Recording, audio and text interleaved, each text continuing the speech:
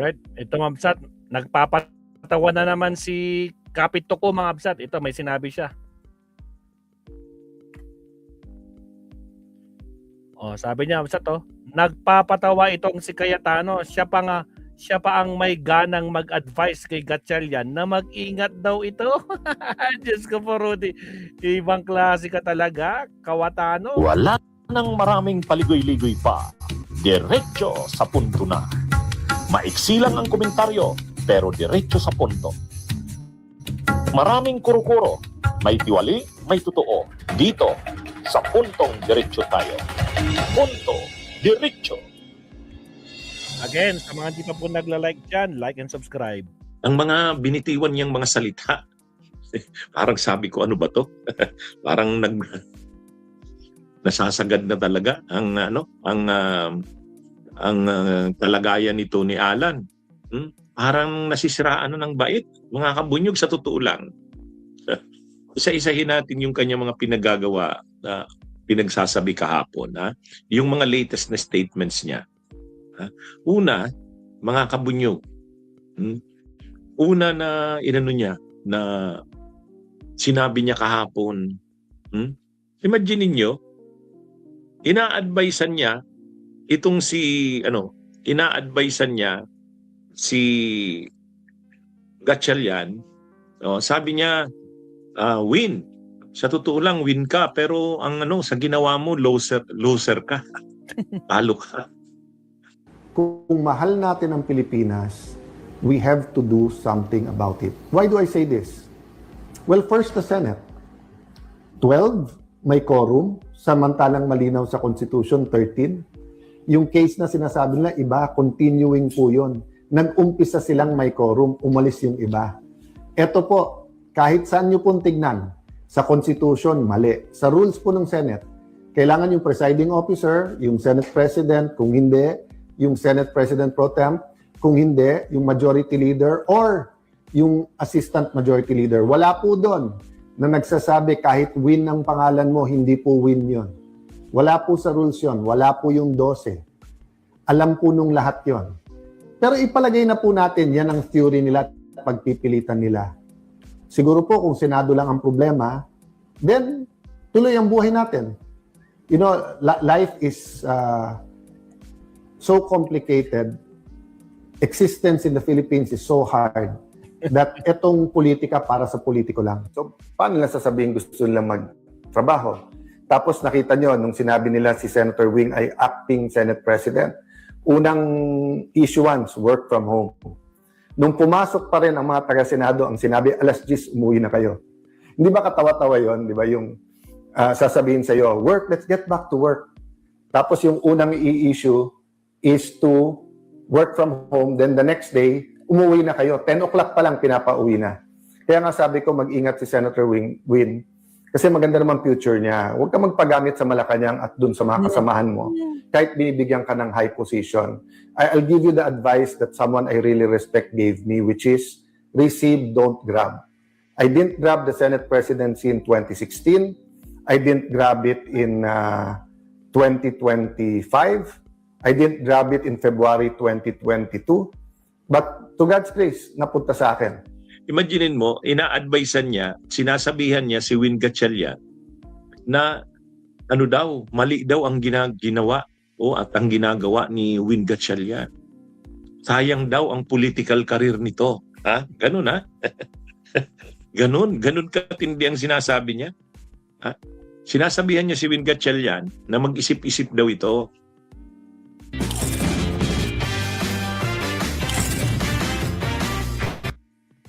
Again, huwag kalimutan mag-like and subscribe. Kasi yung ginagawa daw ni Win Gatchalian, ang pangalan niya ay Win. Pero sa ginagawa nito, loser ito, talo ito, sabi niya. Mag-isip-isip ka. Sabi ko, ang tindi nito Ang tindi nito, mag-ingat daw si Win Gatchalian. Sabi ni pinag-iingat ni pinag-iingat ni Alan Peter Cayetano, si Win Gatchalian. Mag-isip daw ito ng Sabi niya, kaya nga sabi ko, mag-ingat si Senator Win. Kasi maganda naman ang future niya. huwag kang magpagamit sa Malacanang at dun sa mga kasamahan mo kahit binibigyan ka ng high position. Grabe, ano? Sabi ko, anong klase to? Ha? Ibang klase na ang mga pinagsasabi ni Alan Peter Cayetano. Sino ba ngayon ang nasa posisyon na talo na? Ha? Sino ang nasa posisyon na talo na? Kahit ordinaryong tao makakapagsabi, ang talo na ngayon ay si Alan Peter. At ang nagra-rise ngayon, ang papaangat ngayon ay si Win Gatchalian. Tapos sasabihin mo na ina-advisean mo si Win Gatchalian na Win Gatchalian, mag-isip-isip ka ng ginagawa mo. Win ang pangalan mo pero sa pagkakataong ito, loser ka. Ang lakas ng loob mong magsabing loser si Win Gatchalian. At siya si Cayetano, siya yung nasa winning position. Lahat ng sitwasyon, indikasyon ngayon, lahat ng pinapakita ngayon, ano na lang siya, kapituko na lang siya sa pwesto. Siya na lang naman ang kumikilala na siya ay Senate President pa. Itong may ilang personalities na ang opinion ay siya pa rin ang Senate President kasi hangga't hindi siya napapalitan, siya ang Senate President. Merong mga ganun nagsasabi. Pero kahit yung mga nagsasabi ng ganun, tulad ni retired Associate Justice Adolfo Ascona, ganun ang pananaw. Pero lahat nagsasabi na valid yung ginawa, lawful yung ginawa ng mga senador noong June 3. Kasi may quorum yun. Kahit si Adolfo Ascona, very fair na yan. Magbigay ng kanyang legal opinion. Si retired Associate Justice Adolfo Ascona, anong sabi niya? As far as to the question kung may quorum ba at valid ba yung ginawa nung June 3, o sabi ni retired Associate Justice Adolfo Ascona, may quorum yun kasi ang quorum kasi hindi naman ibig sabihin majority of all the members, hindi yun. Ang quorum ay based sa dinefine sa Avellino versus Quinco. Kaya yung 12 na nandun, quorum na yon. Dahil may quorum na, pwede na silang mag-transact ng business. Kaya yung mga decisions na ginawa nila nung araw na yon, valid yun. Except, sabi ni Adolfo Ascona, yung pag-declare na vacant ng posisyon ng Senate President. Kasi ang pwede lang mag-declare ng posisyon ng vacant ng Senate President, 13. Yun yung opinion ni Adolfo Ascona. So technically sabi niya, Senate President pa rin si Cayetano. Yun yung sabi ni Adolfo Ascona. Pero iba yung pananaw ng mas marami ng mga legal experts. Mga deans ng law schools, mga abogado, iba. Valid yung pag-declare ng posisyon, ng lahat ng positions, including the Senate President, vacant. Pero wala pa naman talagang Senate President na bago kasi wala pang nai-elect, kasi wala pang 13. Yun ang pananaw, yun yung mas dominant at mas nakakaraming pananaw. Itong si Cayetano, talagang totally wala. Wala siyang kinikilala. Walang quorum. Lahat ng ginawa nung June 3, wala yun. Ay kahit nga si retired Associate Justice Adolfo Ascona nagsasabi, okay, technically siya pa rin ang Senate President, pero lahat ng decisions na ginawa nung June 3 na yun, valid yun kasi may quorum. Except yung pag-declare vacant ng Senate President. Sabi ni Adolfo Ascona yan ito lang yung medyo naiiba yung pananaw . Okay, pagbigay granting na yung opinion na yan ni Adolfo Ascona. Pero kahit si Adolfo Ascona nagsasabi, kahit technically siya pa ang Senate President, kasi hindi pa naman napapalitan, wala na siyang control. Wala na siyang control sa Senado. Rex TV. Hindi na siya ang may control ng Senado. Yan ang reality.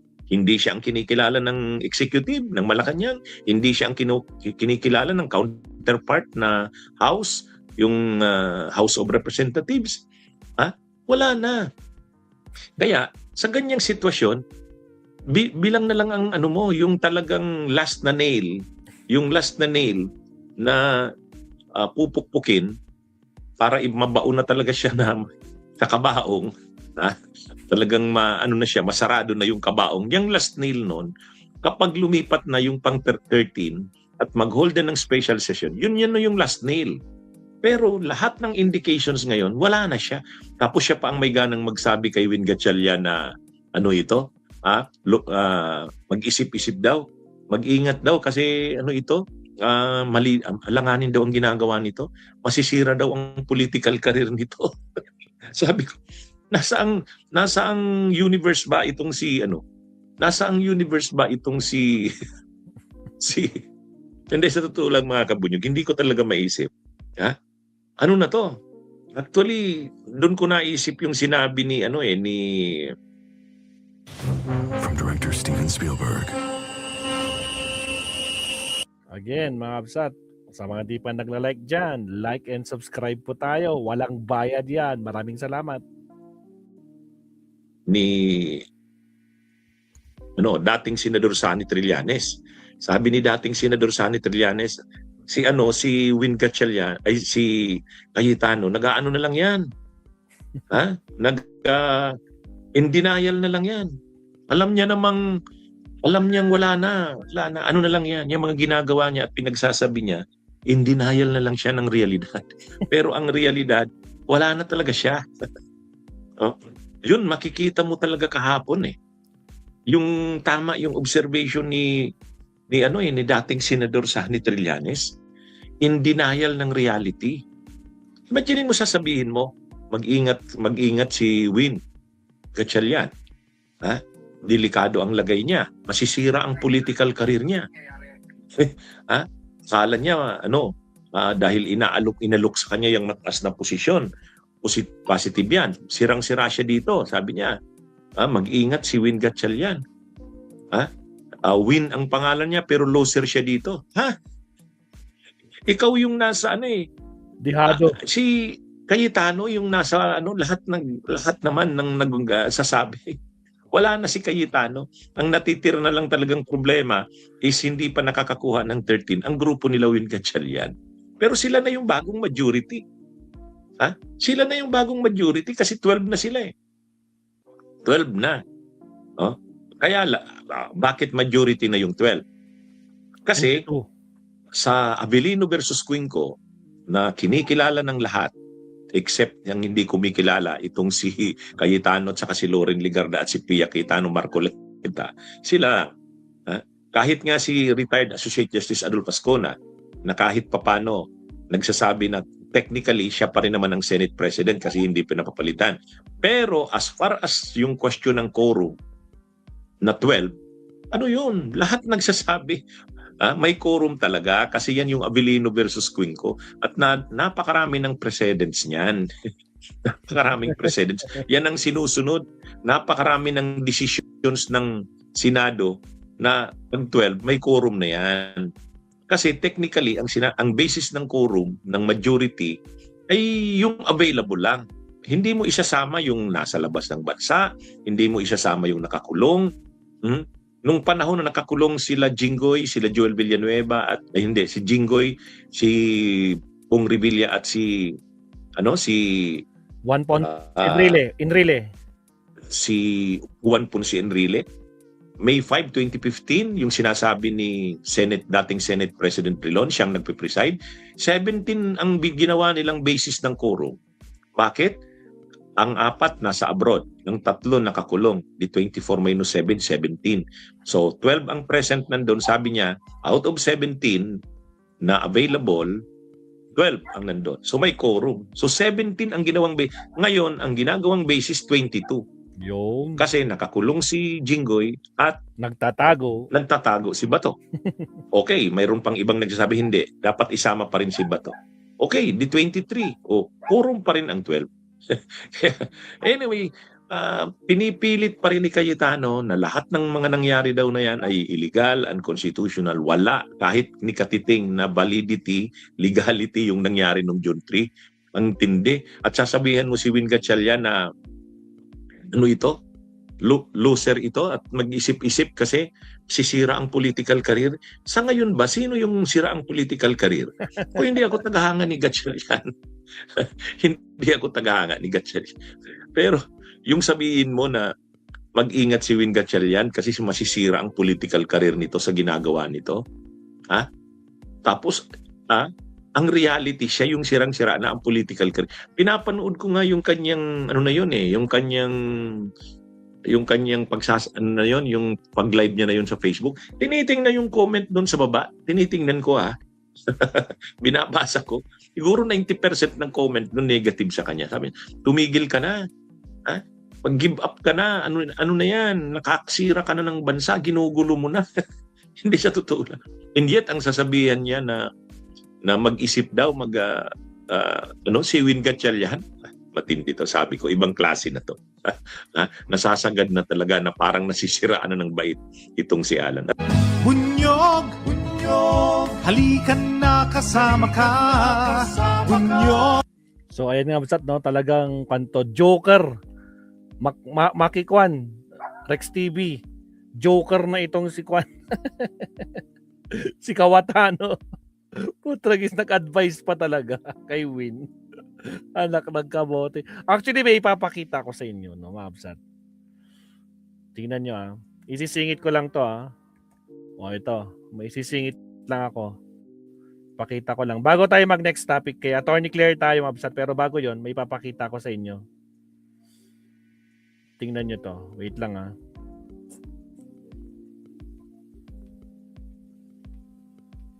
Ito, Mabsat. Comparison, Mabsat, Nakita nyo na ba to? Comparison to, Win Gatchalian versus Alan Peter Cayetano. Nakita nyo na ba to? Putragis, ilang taon pa lang senator si Win Gatchalian, 10 years. Si Cayetano, ito may actually hindi na to 13 years, marami na. Nakailang term na rin ito. Pero tingnan nyo, Mabsat, ilan ang naging authored bill niya in 10 years? 506, samantalang 13 years ni Cayetano, 96. Co-authored bill niya 232. Co-authored bill ni Alan Peter 68. Ay, Diyos ko po. Authored resolution 206 kay Win Gatchalian. Pagdating kay Alan Peter 81. Mismatch. Pagdating sa co-authored resolution 309 kay Win Gatchalian. Si Alan Peter 245 lang. Ay, Diyos ko po. Overall, bill passed into law. Lahat na ilan ang naging law, naging batas na. 122. Kay Alan Peter, 29. Anak ng kamote. Tapos may gana ka pa talagang bigyan siya ng advice. Putragis. Ni isa, wala ka man lang na, ay grabe, Supalpal. Sa lahat ng kategory, wala man lang naging lamang kahit isa. Tambak ka. Tinampakan ka ni Win Gatchalian, Alan Peter Cayetano. Ay, Diyos ko po, Lord Rudy. O siya, nako po. Pasok na tayo. Next topic tayo. Punta tayo kay Attorney Claire Mabsat. Countdown muna tayo. Here we go.